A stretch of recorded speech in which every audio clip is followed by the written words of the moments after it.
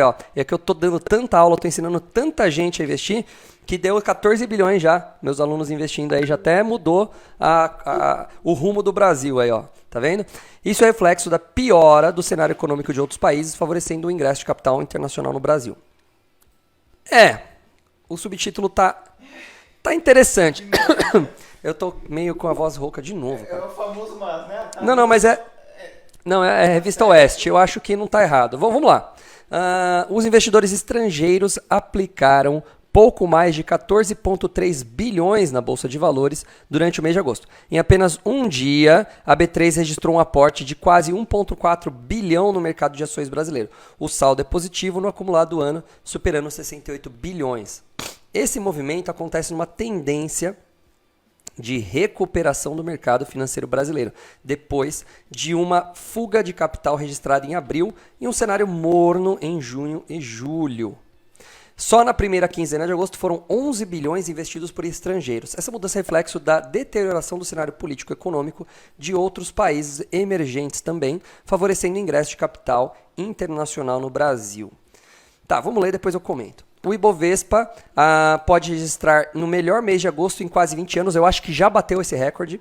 Eu falei que essa notícia é de ontem, mandaram para mim ontem, então já bateu o recorde. Somente entre o primeiro e o 19º dia, o indicador acumula uma alta de 8,08%, consolidando o melhor desempenho registrado nas 3 primeiras semanas desde 2003. Os dados foram levantados pela consultoria economática. A não ser que a bolsa despenque, né? Nos últimos 4 anos, o índice registrou perdas no mês. A última vez que o indicador fechou agosto no azul foi em 2017, com 3,3%. Desde o fim de julho, uma onda de otimismo invadiu a Bolsa Brasileira. Muito desse novo fôlego aconteceu na esteira de dados da inflação. O índice de preços ao consumidor amplo, o famoso IPCA, registrou uma deflação recorde em julho deste ano de 0,68. A melhora reforçou ao mercado que o ciclo de alta de juros no cenário doméstico está chegando ao final. Perfeito, terminamos aqui a notícia. Vamos fazer uma análise agora dessa notícia aqui. Simples. Europa, indo pro saco. Você vê economia europeia se desfazendo. A maior prova disso é a fuga de capital europeu, tá? E você vê a moeda também ficando muito barata aqui. Então o que acontece? Quando sai dinheiro de um país e entra no outro. Gente, Bolsa de Valores, não adianta você saber tudo sobre o Magazine Luiza, ficar lendo matéria sobre a Gerdau Brasil, ou ficar olhando o gráfico da Tecnisa, da Gafisa ou qualquer outra dessas daí. Não adianta só fazer isso. Por quê? Porque a coisa vem de fora para dentro. Então, assim, a gente tem que entender o fluxo de dinheiro no mundo. Para onde o dinheiro está escorrendo nesse exato momento? Uma boa parte para o Brasil. Então vamos pensar que nós somos turistas, certo? Somos turistas. Turistas, eles vão para um país e vão gastar dinheiro. Tá, eu tenho várias opções de viajar para um país. Estados Unidos, Europa ali, né? Alemanha, Suécia, Hungria, Escócia, tem também lá na Ásia, China, Malásia, Singapura, Vietnã, Japão, enfim, Austrália, um monte de país. Aí, qual é o meu critério de escolha quando eu vou viajar, Jonas? Qual vai ser o melhor? Qual vai ser que vai me dar mais prazer? Qual vai ser mais interessante, qual que está mais de acordo comigo? Quando a gente fala de viagem, vários fatores entram. Eu gosto de praia, então vou para esse lugar. Gosto de neve, eu vou para tal lugar. Eu gosto de campo, vou para tal lugar. Gosto de tecnologia, de cidades, vou para tal cidade. Gosto de interior, vou para tal lugar. Mato, enfim. É muito amplo. Mas eu faço uma escolha baseada numa atratividade que esse lugar tem. Por isso que tem lugares no mundo que são mais atrativos. Por isso que, você vê Las Vegas bombando, porque é uma cidade puramente que atrai turistas. Você vê Nova York também, uma cidade que atrai turistas. Você vê a própria França, que atrai turistas pra caramba. Então, existe sim algumas coisas que fazem com que o turista aumente a chance de ir para aquele país. Ponto. Tá, acabando com a analogia com o turismo agora. Quando eu tenho dinheiro e eu quero pôr meu dinheiro em algum lugar, ou seja, o meu dinheiro vai fazer turismo e não eu, o que eu estou procurando? Eu não estou procurando se é legal, se é sol, se é frio. Eu quero saber só dois fatores: retorno e risco. Onde eu encontrar a melhor relação desses dois é onde eu vou pôr meu dinheiro. Então, o país que entregar uma ótima relação de retorno com baixo risco, esse país vai prosperar. Pelo menos nessa área. Isso está acontecendo agora. A Europa está em risco. A Europa está numa... Ela está numa guerra. Ela pode não estar dando tiro ali, não pode estar caindo bomba lá em cima de Munique, uma bomba lá em Londres, mas a Europa está em guerra com a Rússia.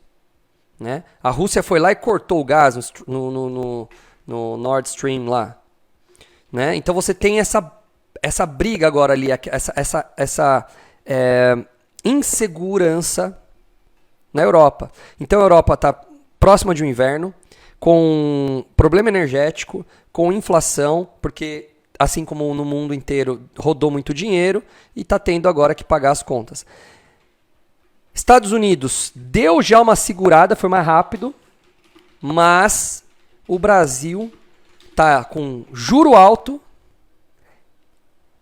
e a inflação controlada, mesmo que momentaneamente, mesmo que na força, por PEC e kamikaze e tal, mas está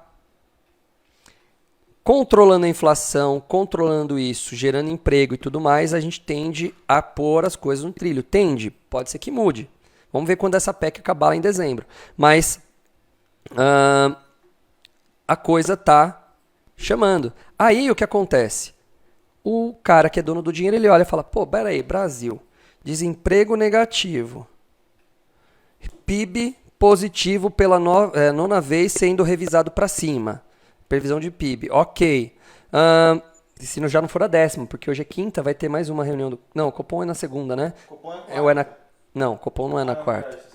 Não, minto. Copom é na quarta. Relatório Focus. Relatório Focus é na segunda ou na quinta? É um dos dois, eu não me lembro.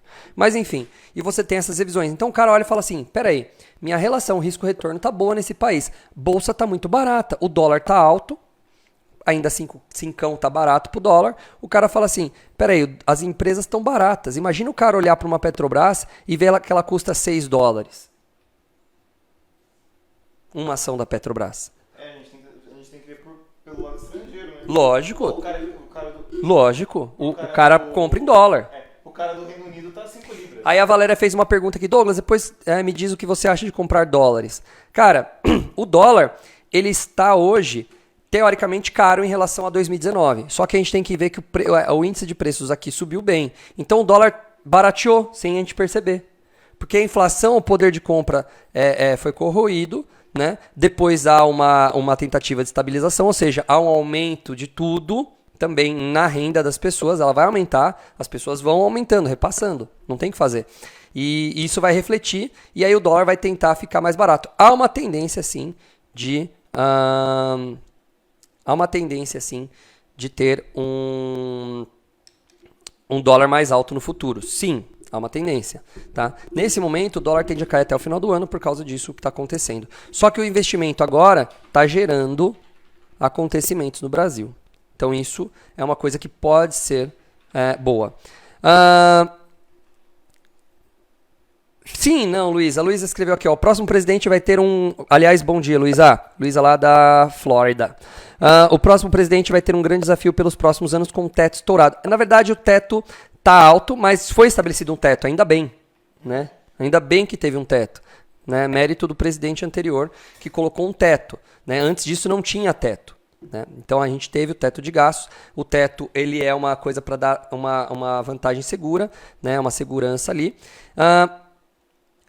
Agora não sou eu que vou falar, eu não vou falar com certeza, mas estima-se que esse teto vai ser honrado, vamos dizer assim, vai ter lastro com aquela PEC dos precatórios, que jogou para frente uma dívida, beleza, isso um monte de empresa faz, é uma coisa do meio corporativo. Eu já falei isso várias vezes, existe um negócio chamado composição da dívida. O que é composição da dívida? Imagina, eu estou devendo 1 milhão para o querido Jonas aqui. E minha empresa, ela fatura por mês, vamos dizer que ela ganha por mês $500 mil. Então, em 2 meses eu pagaria o Jonas. Mas eu pegaria $500 mil, que é todo o meu lucro, e entregaria na mão do Jonas. Mas 2 meses eu resolveria o problema. Não faz sentido eu fazer isso. Então o que eu faço? Eu chego no Jonas e falo assim, Joninha, putz, meu, o negócio tá feio aqui pra mim. Cara, não posso te pagar em 50 parcelas? Divide esse 1 milhão em 50 parcelas, põe um jurinho aqui. Aí ele, tá bom, Douglas, eu vou dar um juro aí de, sei lá, só para fazer números redondos, 1% ao mês, 1% ao ano. Aí, 1% ao ano. Beleza, Jonas, então eu vou te pagar todo mês com juros aqui, vamos falando em 60 parcelas, 5 anos, e vou pagando. Cara, o que eu fiz? Eu peguei uma dívida que eu tinha que fazer, que eu pagar, é um dinheiro que eu peguei e tá na minha mão, porque se eu tenho dívida com ele, de alguma maneira ele me emprestou esse dinheiro, seja em produto ou seja em dinheiro mesmo. E aí eu negociei a dívida com ele para 60 parcelas. O que acontece? Eu gerei fôlego de caixa, onde eu posso agora trabalhar, girar esse dinheiro. Se eu conseguir fazer esse 1 milhão que eu peguei emprestado dele, produzir mais do que isso, eu pago a conta para ele e ainda fico sobrando dinheiro. É o famoso trabalhar alavancado. Então, o Brasil fez mais ou menos isso. O que vai acontecer lá na frente, a gente não sabe, porque pode ser que eu faça isso com o Jonas aqui, melhore minha composição da dívida, minha dívida fica controlada, meu fluxo de caixa fica legal e eu pague com o pé nas costas o Jonas. Ou seja, tranquilo. Agora, se de repente minha empresa cai o faturamento, eu não consigo pagar o Jonas, aí eu entro numa zona difícil de se falar. Entendeu? É esse mais ou menos o caso do Brasil nesse exato momento. Mais ou menos. Então a gente vai ter um problema sim lá na frente. O problema é essa lei, eu já falei disso, a lei a lei não, né? A PEC Kamikaze, o projeto de emenda constitucional lá, que tem gente que chama PEC das bondades, ela deu concessão de impostos para diminuir a gasolina, que já influenciaria em toda uma cadeia de preços. Então, por isso que a gente teve deflação. Porque isso cortou consumo, isso cortou custos, e os custos caíram e os preços caíram, certo? Aí, a gente pode ter, com a volta do ICMS, sim, uma subida de preços ali no primeiro momento. Né? E isso vai sim uma cascata normal, vai ser. Vamos ver como que vai ser o mercado daqui para frente. Né? A gente tem até dezembro aí para ver o que vai acontecer. Há sim um certo pessimismo. Mas como a PEC já está jogada, a PEC dos precatórios, já está jogada para longo prazo, mesmo se a economia der um salto e tal, o governo em si, não estou falando dos cidadãos, o governo em si terá condições de pagar isso daí, porque ele pegou uma parte da dívida e jogou lá para frente. Então esse teto, teoricamente, ele foi jogado lá para frente e aí ele desapareceu. Né? Não alcançou o teto. É mais ou menos isso que aconteceu, Luísa. Então, difícil prever, mas é uma jogada que é comum em empresas fazerem. É a rolagem da dívida. Comum demais até. Tá? De 10 empresas que eu pego para olhar no Fundamentos, umas 8 ou 9 tá com a composição da dívida para longo prazo. Tá? Então é normal, eles trabalham com dinheiro externo. Ok? Beleza, deixa eu ver aqui o que mais. Lucas, bom dia para você. Seja muito bem-vindo aí. Então tá aí. Para Carol tá dada nosso recado aí que eu falei que eu prometi que eu ia ler essa notícia para ela, né? Então, Carol, é um bom negócio. Aliás, esqueci de comentar, quando entra dinheiro no Brasil, eu já falei, entra muito dinheiro internacional, esse dinheiro é convertido e ele fica aqui sobrando. Então, tende a cair o dólar, por isso que o dólar caiu. Chegou a 4,70, se continuar nesse progresso aqui, provavelmente no curto prazo, Valéria, caia também. Por quê? Porque se está em chuva de dinheiro entrando num país, a moeda fica forte. Ou seja, a moeda estrangeira fica fraca. Tá? É simples assim. A força de uma moeda para outra é a confiança que as pessoas dão nela. Então, uma pessoa que decide pegar o dinheiro e não pôr na Europa e pôr no Brasil, está dando poder para o país. E a moeda desse país fica mais forte. Então, o real foi a moeda que mais se valorizou nesse ano, aí por um bom tempo. Deu uma segurada agora nos meses passados, mas agora vem subindo de novo. Então, o que eu falei, o dólar, ele só está se segurando o dólar em relação ao real, porque lá em cima também os caras estão aumentando juros e os Estados Unidos ainda é a economia número 1. Então, ainda tem uma parcela das pessoas que decidem colocar o dinheiro lá nos Estados Unidos. Edson Buenes, grande Douglas, poderia ser o nosso poderia ser nosso próximo presidente. Ah, tá bom. Oh. Ótimo, ótimo. Olha, eu não sei se eu queria essa dor de cabeça não, cara. Porque, imagina, bicho. Imagina, Edson, deve ser uma dor de cabeça, cara. Eu fico pensando, tem o Datena quer ser, vira e mexe, ele quer ser senador. Ele falou, olha, para fazer, uma vez, ô Datena, por que você não vira senador? Um cara falou, né, ele falou, para não fazer essas bosta que você faz aí. Ele respondeu bem assim, eu achei genial a resposta do Datena. Mas assim, eu gosto de política, mas não sei se eu me envolveria não, é muito, cara, põe família no meio, e cara, às vezes você fala uma coisa e o povo cai em cima, e você não falou isso, você não queria falar isso, e te tratam como um monstro, aí você, sei lá. É difícil, cara. Eu me enganei muito com muito político já, sabe? Quando eu ouço as pessoas mais velhas que eu, que nem eu falei, o pai do meu cunhado, ele falou, nossa, eu era um cara que gritava lá a favor do Serra, lá, na época que ele tava na faculdade, lá em, acho que é Serra, não sei se foi Mackenzie, naquela região ali de São Paulo ali, né? Mas você tinha os grupinhos ali da faculdade, isso aqui, e hoje viraram esses políticos tudo safado, né? O próprio Lula, o próprio José Dirceu, o próprio Genuíno. Cara, é que o Collor foi um outsider, né? O Collor foi um outsider e te juro, você acredita que muita gente votou nele porque ele era bonito? Eu lembro disso daí, muita gente falava, nossa, ele era muito bonito, entendeu? É bom que assim eu posso ganhar a eleição. Né?